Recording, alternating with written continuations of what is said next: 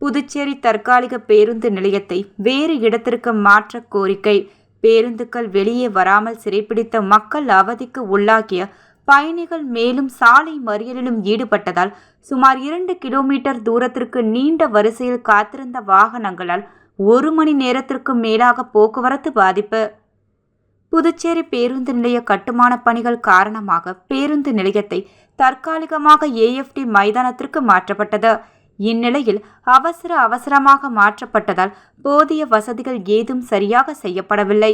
பேருந்துகள் செல்வதற்கு சரியான சாலை வசதிகளோ அல்லது பயணிகள் காத்திருப்பதற்கு நிழற்குடை மற்றும் உணவு உட்பட எந்தவித அத்தியாவசிய வசதிகளும் சரிவர செய்யப்படவில்லை என குற்றச்சாட்டுக்கள் எழுந்தது. இந்நிலையில் பேருந்துகள் செல்வதற்கு மணலை கொண்டு சாலை அமைத்ததால் பேருந்துகள் வந்து செல்லும் பொழுது அதிகப்படியான புழுதிகள் பறக்கின்றன.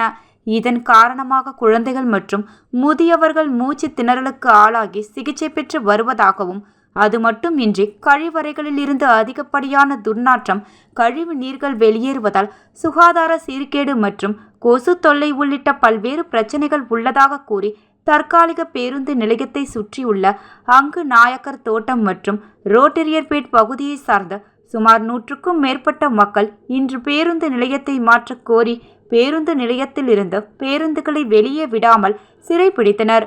மேலும் பாண்டி கடலூர் செல்லும் சாலையில் 1 மணி நேரத்திற்கு மேலாக சாலை மறியலில் ஈடுபட்டதால் சுமார் 2 கிலோமீட்டர் தொலைவிற்கு வாகனங்கள் நீண்ட வரிசையில் காத்திருந்தது. இதனால் போக்குவரத்து பெரிதும் பாதிக்கப்பட்டது. தகவல் அறிந்து சம்பவ இடத்திற்கு வந்த உருளையன்பேட்டை காவல்துறையினர் சாலை மறியலில் ஈடுபட்ட மக்களிடம் பேச்சுவார்த்தை நடத்தியதன் பேரில் சாலை மறியல் கைவிடப்பட்டது. திடீரென பேருந்து நிலையத்தில் பேருந்துகளை சிறைப்பிடித்து மட்டுமின்றி 1 மணி நேரத்திற்கு மேலாக நடைபெற்ற சாலை மறியலால் பரபரப்பு ஏற்பட்டது.